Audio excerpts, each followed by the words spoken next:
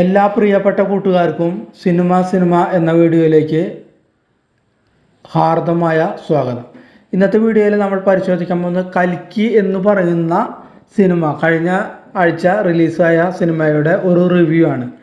എപ്പോഴൊക്കെ ധർമ്മത്തിന് ഗ്ലാനി സംഭവിച്ച് അധർമ്മം ഭൂമിയിൽ വ്യാപരിക്കുന്നുവോ അപ്പോഴൊക്കെ ധർമ്മ സംസ്ഥാനത്തിന് ഓരോ യുഗത്തിലും ഭഗവാൻ അവതരിപ്പിക്കുമെന്ന് ഭഗവത്ഗീതയിൽ ശ്രീകൃഷ്ണൻ പറയുന്നുണ്ട്.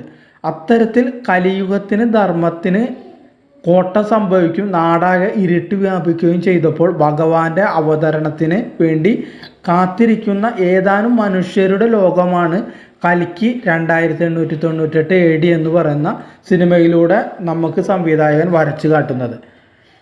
അതായത് മഹാഭാരതത്തിൻ്റെ പശ്ചാത്തലത്തിലാണ് ഈ കഥ നടക്കുന്നത്. അതായത് അശ്വത്ഥാമാവിൻ്റെ ശാപവുമായി ബന്ധപ്പെട്ട് സഹസ്രാബ്ദങ്ങൾക്ക് ശേഷമാണ് കഥ നടക്കുന്നത്. ആ കഥ കാശിയിലാണ് നടക്കുന്നത്. അതായത് ലോകത്തെ എല്ലാ നഗരങ്ങളും നശിച്ചു പോയി, വെള്ളമില്ല, നല്ല വായു കിട്ടാനില്ല, ഒന്നുമില്ല. അപ്പോൾ ശേഷിക്കുന്ന ലോകത്തിലെ ഒരു കച്ചിത്തുരുമ്പാണ് കാശി. ഹിമാലയത്തിലെ മഞ്ഞുരുകി തീർന്ന് ഗംഗാ നദിയും വറ്റിപ്പോയിട്ടുണ്ട്. അതുകൂടാതെ മൂന്ന് ഗ്രാമത്തിലെ അല്ലെങ്കിൽ 3 പ്രദേശത്തെ കഥയാണ് ഇവിടെ പറയുന്നത്. ഒന്ന് കാശി, രണ്ടാമത് ശംബാല, കാശിയിൽ നിന്ന് കുറേ ദൂരെ ശംബാല, അതുകൂടാതെ കോംപ്ലക്സ്. അതായത് കലിയുഗത്തിൽ കലിക്ക് പിറക്കുമെന്ന് ശംബാലക്കാർക്ക് അറിയാം. അപ്പോൾ അവർ അതിന് വേണ്ടിയിട്ട് ശംബാലയിലെ നല്ല ഒരു കലിക്കിയുടെ അവതാരത്തിന് വേണ്ടിയിട്ട് കാത്തിരിക്കുകയാണ് ശംബാലയിലെ ഒരു കൂട്ടം. അതുകൂടാതെ കാശി ഭരിക്കുന്നത് അല്ലെങ്കിൽ ലോകം ഭരിക്കുന്നത് ഒരു സുപ്രീം പവറാണ്. അതായത് കാശിക്ക് മുകളിൽ അന്തരീക്ഷത്തിലാണ് അത് ക്രിയേറ്റ് ചെയ്തിട്ടുള്ളത്. അതാണ് കോംപ്ലക്സ് എന്ന് പറയുന്നത്. അവിടെ ഉള്ള ഒരു നേതാവാണ് നമ്മളെ യാസിൻ, അതായത് കമലഹാസൻ അവതരിപ്പിക്കുന്ന കഥാപാത്രം. അതുകൂടാതെ ഈ അശ്വത്ഥാമാവ് എന്ന കഥാപാത്രത്തെ അവതരിപ്പിക്കുന്നത് നമ്മുടെ അമിതാഭ് ബച്ചനാണ്. അപ്പോൾ ആ സമയത്തുള്ള മനുഷ്യൻ്റെ യാത്രകളൊക്കെ കാണിക്കുന്നത് ഒരു വിമാനം പോലെയുള്ള ഒരു വസ്തുക്കൾ, അതായത് കരയിലൂടെയും പോവാം, സ്വിച്ച് ഇട്ട് കഴിഞ്ഞാൽ പറന്നിട്ട് മുകളിലൂടെ പോവുക, അങ്ങനത്തെ രീതിയിലുള്ള വാഹനങ്ങളാണ് ആ സമയത്തുള്ളത്. അതുകൂടാതെ പണമല്ല ആ സമയത്ത്. നമ്മളിപ്പോൾ ചെയ്യുന്ന ഗൂഗിൾ പേ പോലെ പോയിൻസുകളാണ് ഉള്ളത്. അതായത് വാച്ച് പോലുള്ള ഒരു യന്ത്രം പോലെ ഉണ്ട്, അതിൽ ഞെക്കി കഴിഞ്ഞാൽ പോയിൻസുകളാണ് പോവുക. അതുകൂടാതെ കോംപ്ലക്സിലേക്ക് പോകണമെന്നുണ്ടെങ്കിൽ കോംപ്ലക്സ്, അതായത് കാശിയിലെയും ഭൂമിയിലെയും എല്ലാ നന്മകളും എല്ലാ നല്ല വശങ്ങളും ഊറ്റിയിട്ട് കോംപ്ലക്സുകാർ അവിടെ കൊണ്ടുവന്ന് വെച്ചിരിക്കുകയാണ്. അപ്പോൾ കോംപ്ലക്സിലേക്ക് ഒരാൾക്ക് എത്തണമെങ്കിൽ നല്ലോണം പൈസ ചിലവാക്കേണ്ടതായിട്ടുണ്ട്. അവിടേക്ക് പോകാനായിട്ട് മനുഷ്യന്മാർ എന്തു മാർഗവും സ്വീകരിക്കും. അതായത് മരിക്കാൻ കിടക്കുന്ന ആൾക്ക് പോലും സൗജന്യമായി വെള്ളം കൊടുക്കില്ല. വെള്ളത്തിന് അത്രയും ബുദ്ധിമുട്ടാണ്.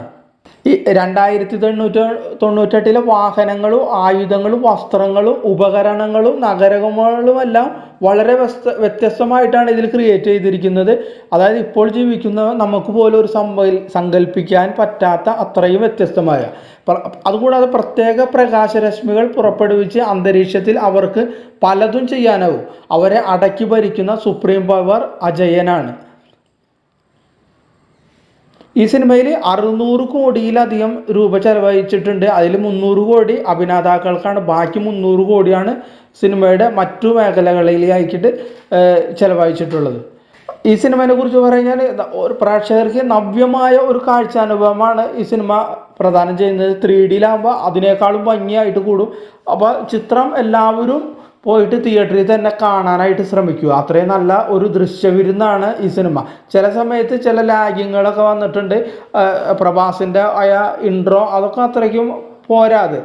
നെഗറ്റീവ് അല്ല പറയുന്നത്, പക്ഷേ എങ്കിൽ പോലും അതൊക്കെ ആൾക്കാർക്ക് ഒരു വിരസതയുണ്ട്. അതുകൂടാതെ സിനിമയുടെ പകുതിക്ക് ശേഷം, അതായത് ഇൻ്റർവെല്ല് കഴിഞ്ഞ് കുറച്ച് കഴിയുമ്പോഴാണ് സിനിമയുടെ ആ അനുഭൂതി നമുക്ക് നൽകുക. ആ യുദ്ധരംഗങ്ങൾ, അതായത് പ്രഭാസും അമിതാഭ് ബച്ചനും തമ്മിലുള്ള യുദ്ധരംഗങ്ങൾ, അതുകൂടാതെ ഈ കോംപ്ലക്സിൽ നിന്നുള്ള സൈനാധിപനും പ്രഭാസും തമ്മിലുള്ള യുദ്ധങ്ങൾ, അതൊക്കെ വളരെ നമ്മൾ ശ്വാസം അടക്കി പിടിച്ച് കാണേണ്ട രംഗങ്ങളാണ് അതൊക്കെ കാണിക്കുന്നത്. അത് ഞെട്ടിധരിക്കുന്നു, ഭയപ്പെടുത്തുന്നു, ദൃശ്യാനുഭവം പകരുന്ന ദൃശ്യാനുഭവങ്ങളാണ് അതിൽ കാണിക്കുന്നതായിട്ട്. അപ്പോൾ എല്ലാവരും കാണിക്കുക. നല്ലൊരു സിനിമാനുഭവമാണ് നമുക്ക് ഈ സംവിധായകൻ്റെ ഈ സിനിമ നമുക്ക് പ്രദാനം ചെയ്യുന്നത്. അമിതാഭ് ബച്ചനെ കുറിച്ച് പറയുകയാണെങ്കിൽ ഇത്രയും വയസ്സിൽ ആടിത്തുമറക്കുകയാണ് അമിതാഭ് ബച്ചൻ ഈ സിനിമയിൽ. അതിഗംഭീരമായ പ്രകടനമാണ് ഈ സിനിമയിൽ അമിതാഭ് ബച്ചൻ കാഴ്ചവെക്കുന്നത്. അതുകൂടാതെ പലരും ഉണ്ട്. നമ്മുടെ അന്നാബനുണ്ട്, ദുൽഖർ സൽമാനുണ്ട്, കമലഹാസൻ നമ്മൾ പറഞ്ഞു, അതുകൂടാതെ ശോഭനയുണ്ട്. അങ്ങനെ നിരവധിയായ അഭിനേതാക്കൾ. ശോഭനയുടെ ഒക്കെ ഫൈറ്റ് രംഗങ്ങൾ ഇതിലുണ്ട്. അതിമനോഹരമായ ഫൈറ്റ് രംഗങ്ങളുണ്ട് ശോഭനയുടെയൊക്കെ. അപ്പോൾ എല്ലാവരും കാണാനായിട്ട് ശ്രമിക്കുക. ഏറ്റവും നല്ലൊരു സിനിമ അനുഭൂതി നിങ്ങൾക്ക് ലഭിക്കും എന്നുള്ളത് ഉറപ്പാണ്. ഈ സംവിധായകന് നമ്മൾ ഒരു സല്യൂട്ട് കൊടുക്കുകയേ നിവൃത്തിയുള്ളൂ. അതായത് ഒരു നാഗശ്വിൻ എന്ന് പറയുന്ന സംവിധായകൻ, അയാളുടെ തിരക്കഥയും സംവിധാനവും പുള്ളി നിർവഹിച്ചിട്ട് ആ പുള്ളിയുടെ മനസ്സിൻ്റെ വ്യാപ്തി നമ്മൾ ആലോചിക്കണം. കാരണം ഇതെല്ലാം എഴുതി തയ്യാറാക്കി ഇതൊക്കെ ദൃശ്യാനുഭവമായിട്ട് നമ്മളെ മുമ്പിലേക്ക് കൊണ്ടെത്തിക്കുന്ന ആ കലാവിരുദ്ധം ഉണ്ടല്ലോ, അതിനെ നമ്മൾ നമിച്ചേ മതിയാവുകയുള്ളൂ.